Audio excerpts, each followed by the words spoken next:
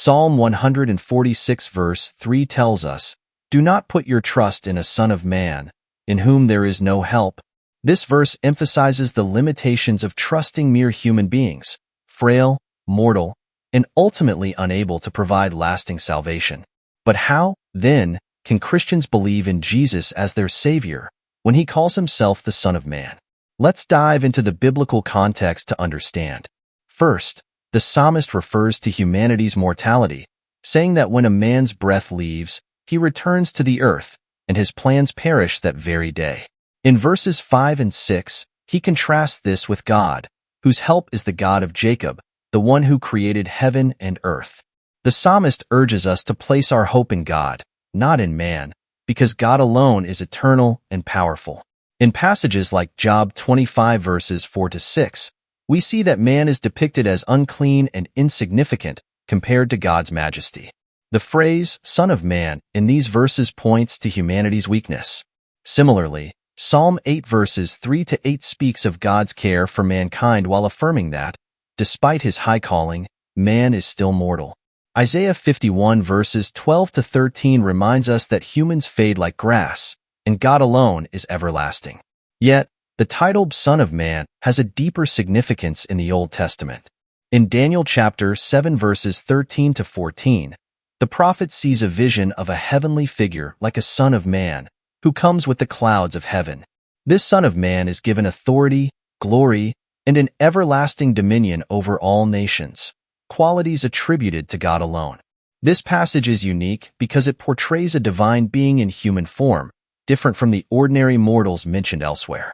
Psalm 104 verses 1 to 3 speaks of God riding on the clouds. This imagery of cloud riding in Daniel's vision connects the Son of Man to God himself, indicating that this Son of Man is more than just a man. Isaiah 19 verse 1 confirms this idea, depicting the Lord riding on a swift cloud. The titled Son of Man, in this context, points to a heavenly ruler who is both God and man. When Jesus calls himself the Son of Man, he aligns himself with the divine figure in Daniel's prophecy. He isn't merely a son of man like Ezekiel or Daniel, who represented mortal humanity. Instead, he embodies the eternal Son of Man who will judge the nations.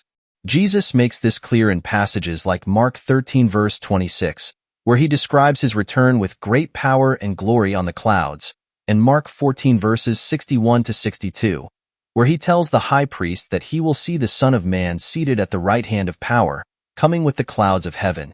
The New Testament affirms that Jesus is the divine Son of Man, set apart from all others. In Revelation chapter 1, Jesus says, "I am the first and the last and the living one. I died, and behold, I am alive forevermore." This echoes John chapter 1, which describes Jesus as the eternal Word who became flesh and dwelt among us, revealing God's glory. So, can Christians trust Jesus as their Savior despite the warning in Psalm 146? Absolutely.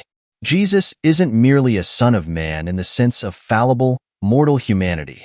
He is the divine Son of Man, the one foretold by Daniel, who rules with everlasting authority. Jesus isn't bound by mortality. Rather, he lives forever, able to save completely all who come to him in faith.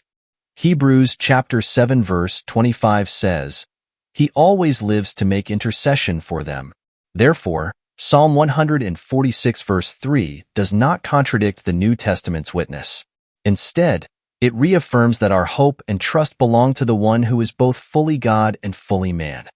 Jesus, the eternal Son of Man, our Savior and Lord.